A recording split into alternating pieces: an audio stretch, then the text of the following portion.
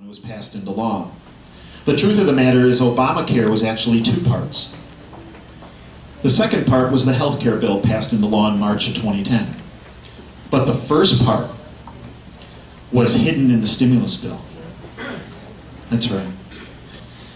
In the stimulus bill was hidden a section about 600 pages deep, creating the Federal Coordinating Council for Comparative Effectiveness Research. It was funded for $1.1 billion, and the 15 members of the rationing board were to be appointed by the president. Within 3 days of the stimulus bill passing, Barack Hussein Obama appointed all 15 members. How do you know this is a rationing board? The title, Federal Coordinating Council for Comparative Effectiveness Research. Comparative effectiveness, definition of is the cost of the treatment divided by the number of years the patient will benefit from the treatment will determine a ratio, and that ratio will be determined if you can or will be treated. So the very existence of this board that was hidden in the stimulus bill is evidence that rationing of care will occur with Obamacare.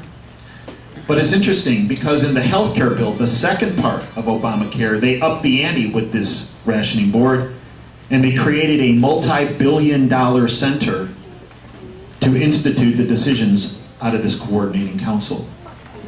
There was a second board created in the stimulus bill called the National Coordinator for Health Information Technology.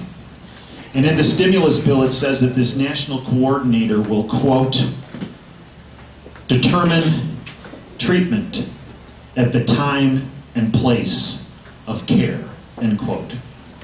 Now let me tell you what that means. On January 1st, 2013, when Rob and I, well, Rob won't because he'll be in Congress by then, but when I walk into a room, my nurse and my assistant will have a little handheld computer. And when I make the diagnosis on that patient, she will type it into that little handheld computer and it'll go to the National Coordinator's office.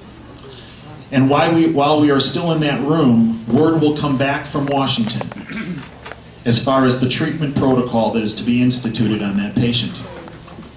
It goes on under the description of this coordinator that physicians at hospitals that are, quote, not meaningful users of the system over time will face penalties, end quote.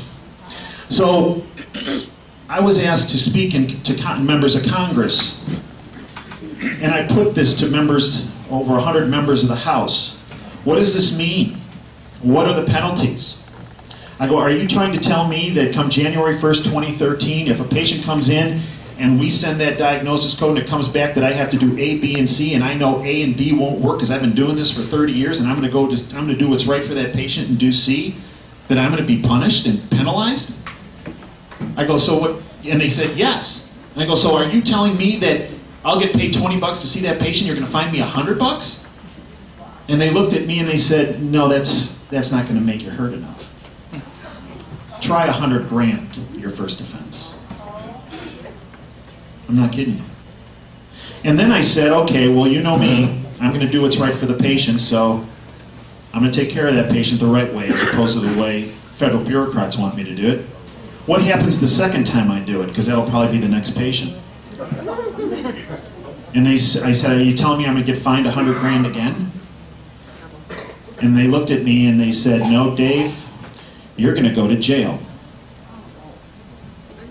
I started laughing. They didn't. There was recently a survey through the Journal of American Medical Association, another journal through the New England Journal, and through Investors Business Daily. And it showed that 46% of all physicians are going to leave the practice of medicine when Obamacare kicks in. So we're going to have 32 million more people in our healthcare system, according to Obama. And just if we keep the same number of doctors, 32 million people in the system, same number of physicians, how do you not ration care? Add to that, now we're going to lose 46% of physicians, including me.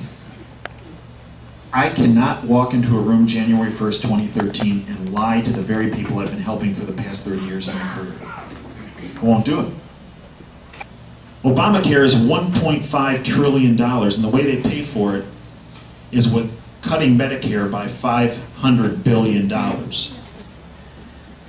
The problem is, in 10 years, we're going to have 30% more people in Medicare because of the demographics of our country.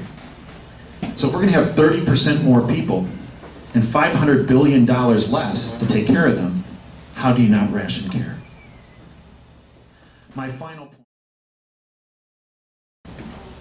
but we have to be resolved that we are going to elect people like Rob Steele to do the job, to defund it, to repeal it, and to put an end, starting with Dingell in 2010 and ending with the removal of Barack Hussein Obama in 2012.